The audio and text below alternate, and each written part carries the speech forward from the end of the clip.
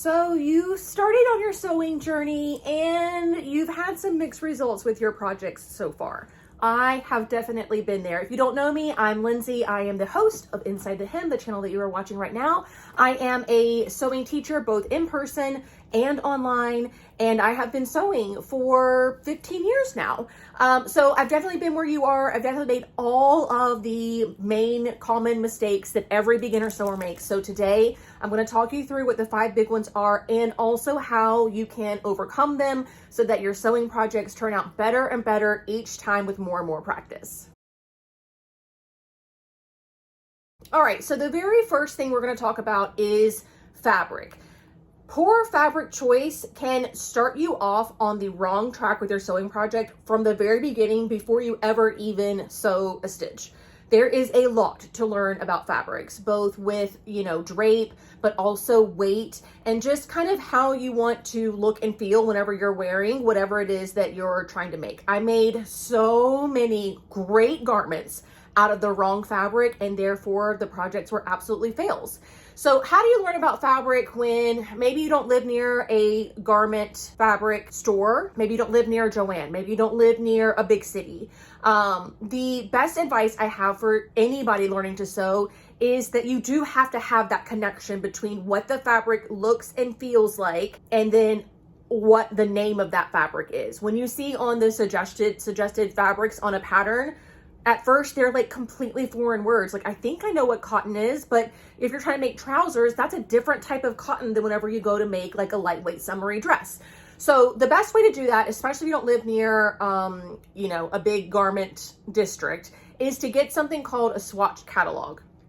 They have a couple of these on the market right now. I'm going to have them both linked for you in the description box below. But what these things do is basically these fabric stores source these fabrics. They put them in some kind of presentation, like a magazine type of thing. Picture that. And then with the fabric swatch, you get an actual sample of the fabric.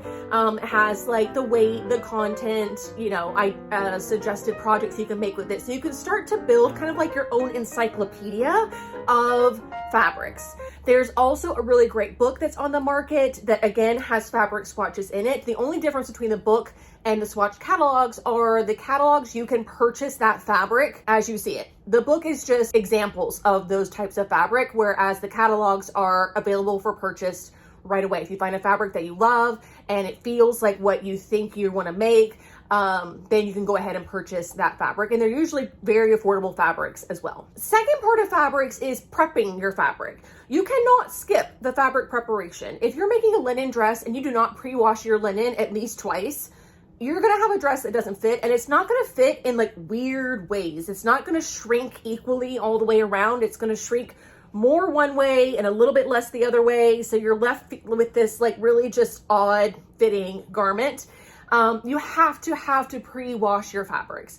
Now, there are a lot of rules of thumb as to how to do this. I'm going to tell you how I do it. A bit of a rule breaker to some, but I wash the fabric how I intend to wash it after the garment is made.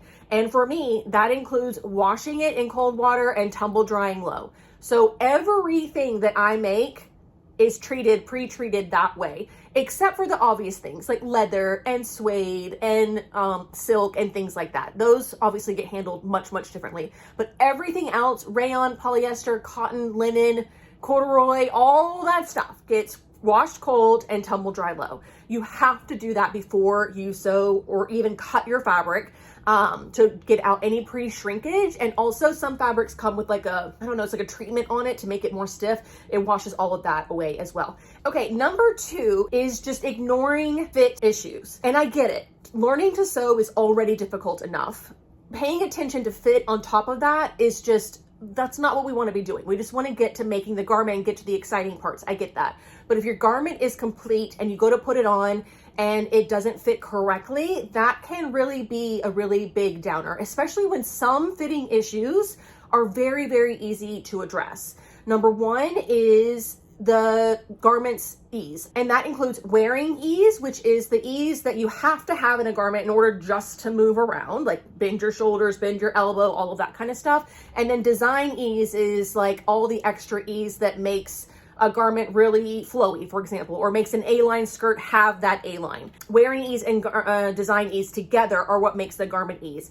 And it's a simple math equation. I have broken it all down in my Fast Fit worksheet, where you can take the body measurement chart information, you take the finished garment information, you compare the two, calculate the ease, and then use your noggin, use your common sense to determine, hey, this is supposed to be a fitted dress.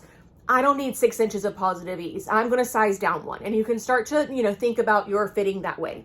The other super simple way to overcome some really basic fit issues is with regards to length adjustments. This is something that even seasoned sewers forget. So if you are petite, you're going to have to adjust for height. You just absolutely are. If you know, hey, I'm long-waisted, then you're going to have to adjust for the height of your torso and then also shorten the height of your rise.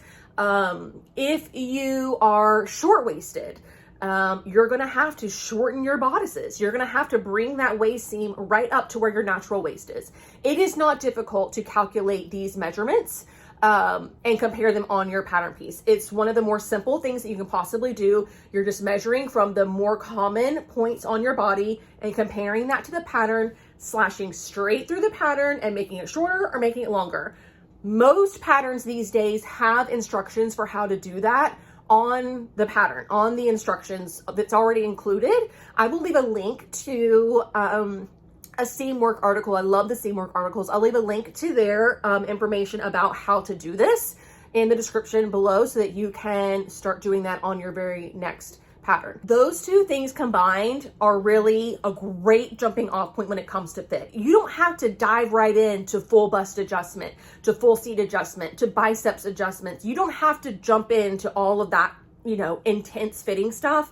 If you focus on circumference and ease and also length and proportions, you're going to look great in most of your garments. And after you start making a few different garments with those things in mind, then you can branch out into the more complicated fitting issues. Okay, so now that we have our fabric prepared and we have the right fabric, we also have any simple fit issues handled.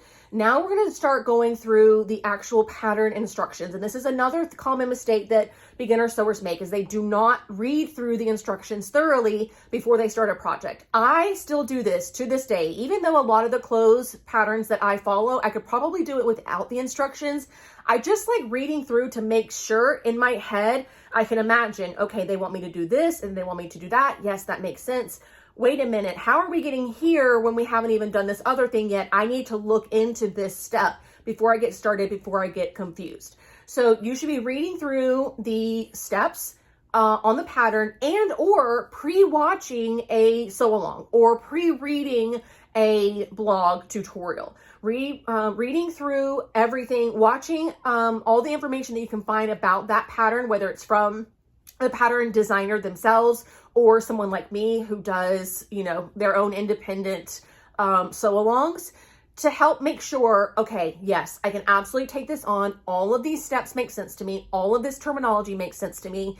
And if it doesn't, but most of it does, then you can research those certain terms that don't make a ton of sense to you, learn about them, practice them, and then tackle the garment. Because the mistake comes into play whenever you get started on this garment, you get to a point where you're confused, and then you have paralysis, right? You're like, no, I'm confused. I don't get it. Or you do it and it's wrong and you can't figure out, how did I make this mistake to begin with? You're frustrated. You put the project away and you're like, forget it. I can't sew clothes.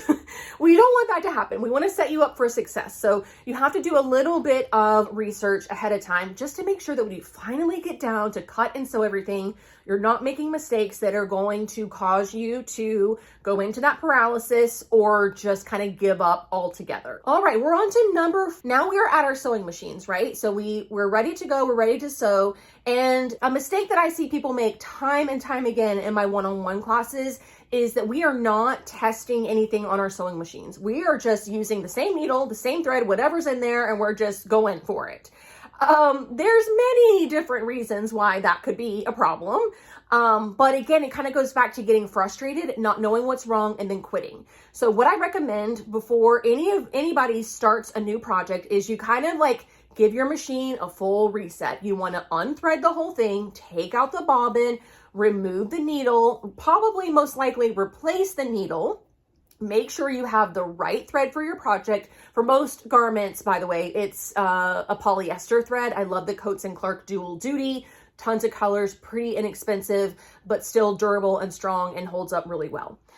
So you're going to do all of that before you turn your machine on. And then once you turn your machine on, you're again going to refer back to the instructions and you're going to see, okay, I have a straight stitch, I have a basting stitch, I have a blind hem, and I have a zigzag somewhere. Those 4 stitches, you're going to want to practice on the fabric that you are going to be using. So you double up your fabric. If it has interfacing, put a little piece of interfacing in there, and you're going to test out all of the stitches that you are going to come across while making your project. That is to make sure you can go ahead and get the settings situated. So for my straight stitch on this fabric, I'm going to use a 3.0 stitch length, and it has a 5/8 inch seam allowance. So I'm going to have my needle all the way to the left. And go ahead and jot that down. For my zigzag, I want my zigzag to look like this. So I'm going to set my length to this and my width to that.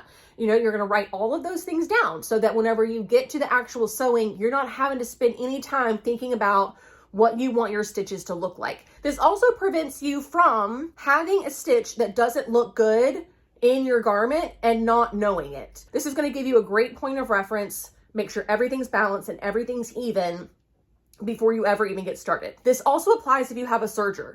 Go ahead and get all your serger's tensions set up, squared away for the fabric that you're using for this project. It's one less thing to think about.